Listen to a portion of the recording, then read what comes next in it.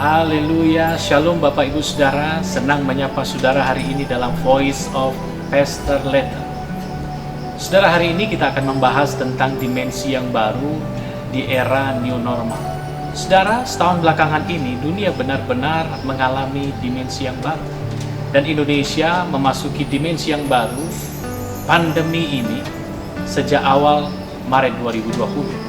Sekarang aktivitas rutinitas manusia, baik di sekolah, di rumah, di tempat kerja, bahkan di tempat-tempat ibadah, semuanya harus mengikuti dan menyesuaikan diri dengan situasi-situasi yang diakibatkan oleh badai COVID-19 ini.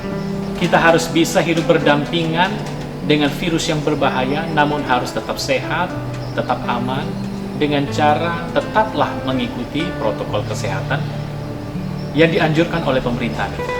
Nah, saudara, kita harus berusaha sungguh-sungguh mengerti bagaimanakah Tuhan bekerja di tengah-tengah masa pandemi ini. Sebab sebagai orang beriman, kita percaya bahwa situasi ini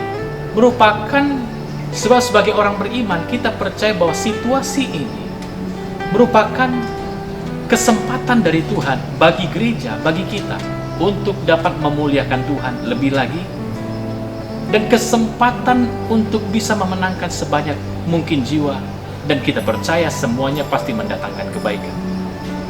Yang mengerti katakan amin.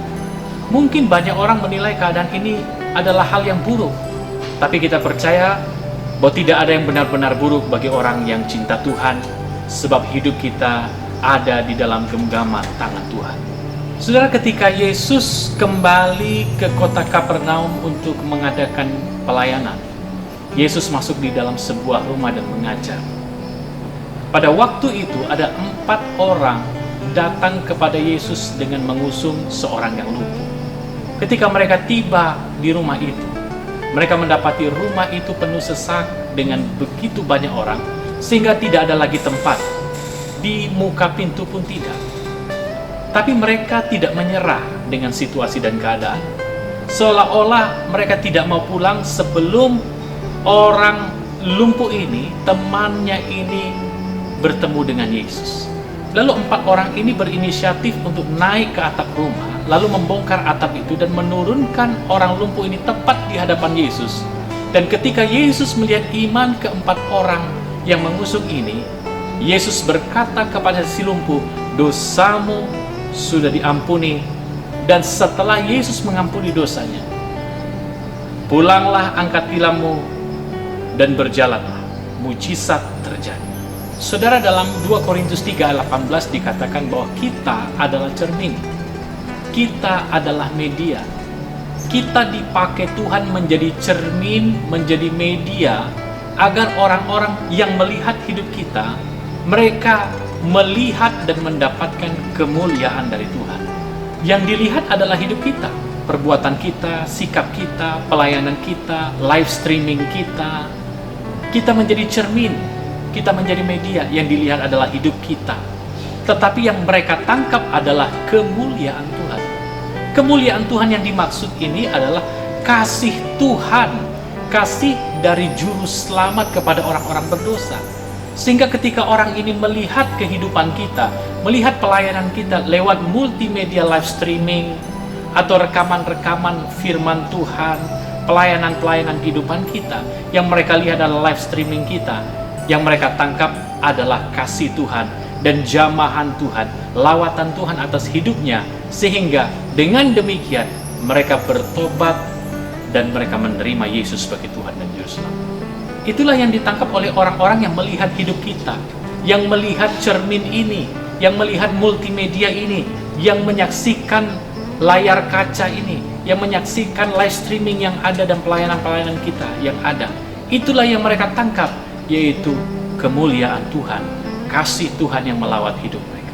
Dan terlebih hari-hari ini, saudara, sekalipun kita tidak dapat beribadah di dalam gedung gereja, namun dengan beberapa proses, maka orang-orang yang menatap dan melihat kepada cermin multimedia live streaming ini akan melihat kemuliaan Tuhan, akan mengalami kasih dan lawatan Tuhan, dan akhirnya datang kepada Tuhan. Oleh sebab itu, Bapak Ibu Saudara yang dikasihi oleh Tuhan, sama seperti 4 orang yang bersedia menjadi media keselamatan dan pertobatan bagi temannya. Perhatikanlah dengan sungguh-sungguh. Mungkin ada atap-atap di dalam kehidupan kita yang perlu dan harus dibongkar agar orang-orang bertemu dengan Yesus, agar cermin ini tidak buram, tidak kabur, agar media ini berfungsi dengan baik, supaya menjadi sarana keselamatan dan pertobatan, pemulihan bagi orang-orang di sekitar kita yang membutuhkan diri kita.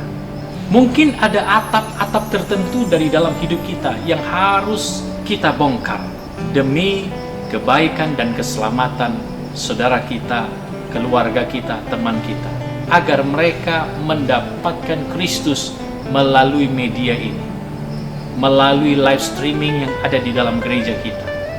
Sebab memang inilah alat yang Tuhan pakai. Oleh sebab itu, Bapak Ibu Saudara, lakukanlah yang benar sekalipun itu sulit. Lakukanlah yang benar sekalipun itu berat. Lakukanlah hal yang benar sekalipun tindakan membongkar atap adalah hal yang tidak lazim. Karena kalau hal itu dapat membawa temanmu, saudaramu, dan keluargamu, orang tuamu, membawa mereka kepada Tuhan, maka lakukanlah itu. Salam smart, Tuhan Yesus memberkati Bapak Ibu Saudara. Shalom.